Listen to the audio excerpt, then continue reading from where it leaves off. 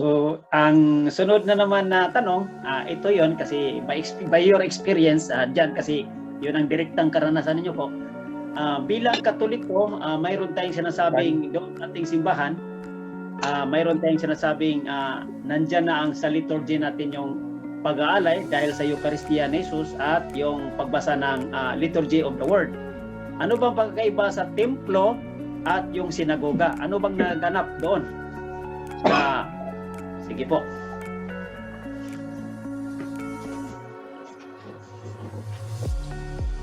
Batay sa kung narinig mo yung interview ko sa Rabay, batay sa kanya, ang diferensya ng sinagog at templo.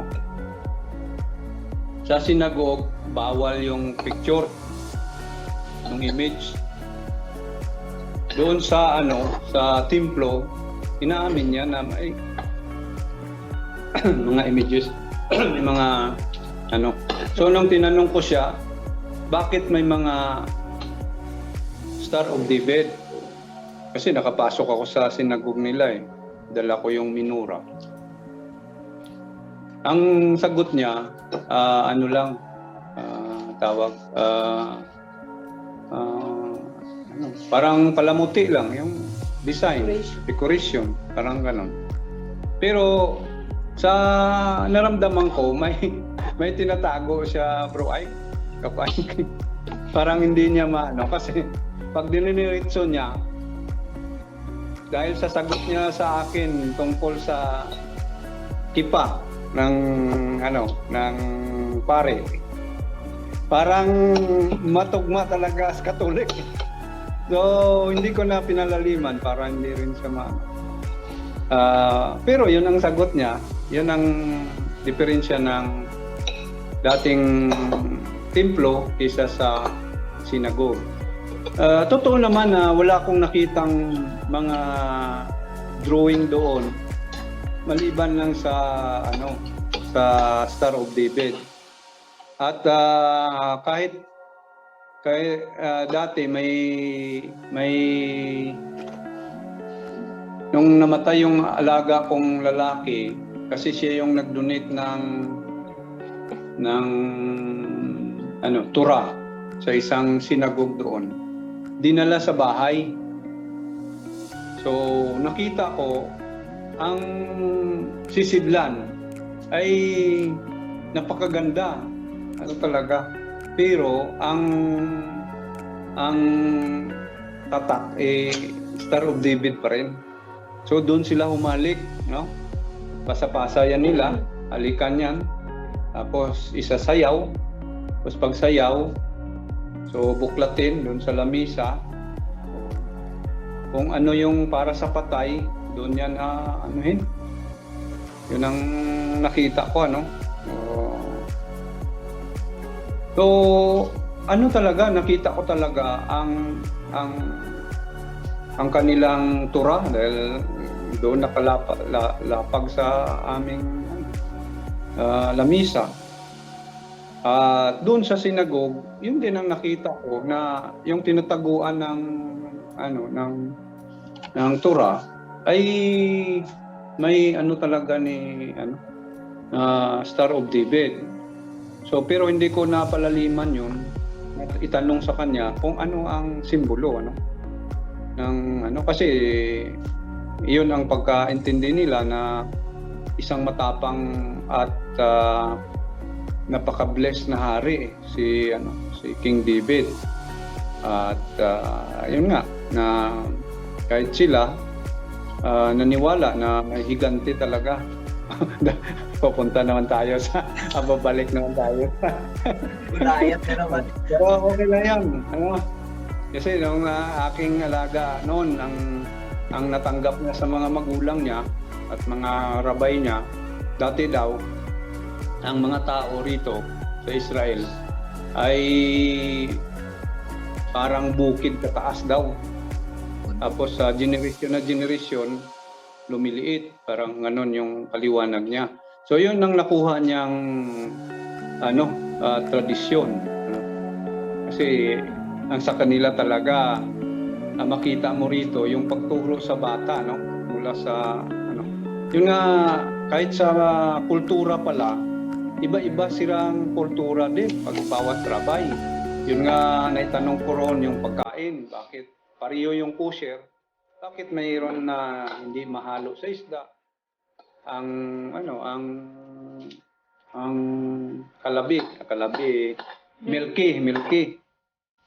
Basari, karne. Karne. Parang gano'n, no?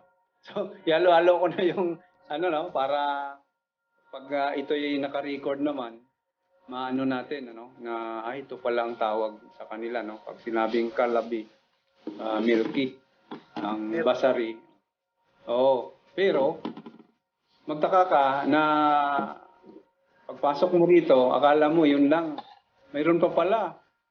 May pangatlo pa, parba. Ano pa? Yung pwede mong mahalo sa milk, pwede mong mahalo sa karne. So tulad nitong kanin, no? So pag sinaing mo ito sa parbe na lutuan, pwede mo itong gamitin na panghalo sa milky, panghalo sa kumakain ka ng karne, kain ka ng kanin. Kakain ka ng gatas o diyan na pagkain, pwede mo mahalo kasi sa parba siya na luto. So, ganyan ka sa kanila, no? So, Ibig sabihin, iba-ibang luto, iba-ibang lutuan din. Ibig sabihin, pag karne, sa lutuan din karne, sa rice o bigas, sa lutuan din nga bigas, kasi mahalo sa pwede sa dalawa, at saka yung salati o gatas, lutuan din sa gatas, kaiba-iba talaga? Simulan ko kapay kasi gagawin kitang kosher, ha? Pagpasok mo sa kitchen, Pagpasok mo sa kitchen, dalawa yung lababo. Okay. Yung isang lababo para sa karne, yung isang lababo para sa milky.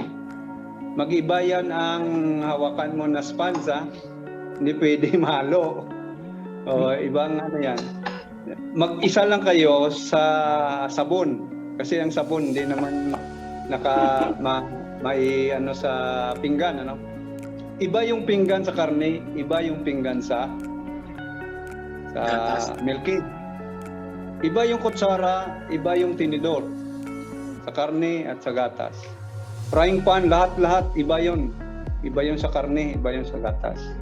Ang tinatawag na parba, pwede niyang ilagay doon sa milky na lagayan, pero tandaan niya yon na parba yun. Ibig sabihin, pag linutuan niya yan, pwede mo yalo sa karne, pero hindi mo siya malutuan ng karne.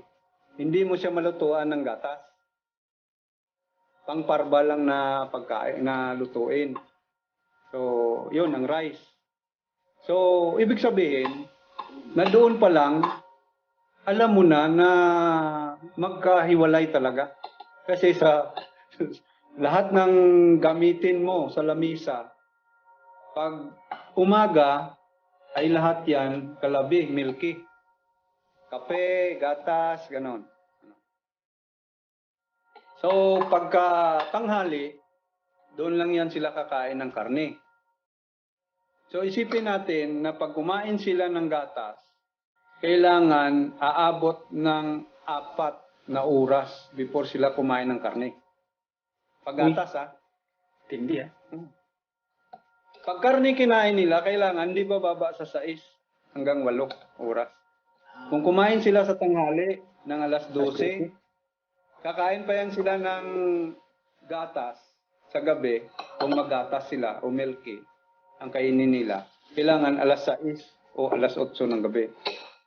Hindi pwede na bababa sila ng 6 oras pag karneng kinain nila. Pag gatas, hindi bababa ng 4 na oras.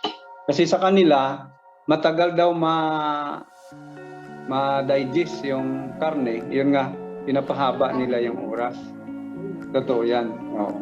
Pag milk, gano'n din. Kapromil, Pero sa... liwanagin lang natin, gatas, powder o liquid? Lahat ng gatas, kasamang butter.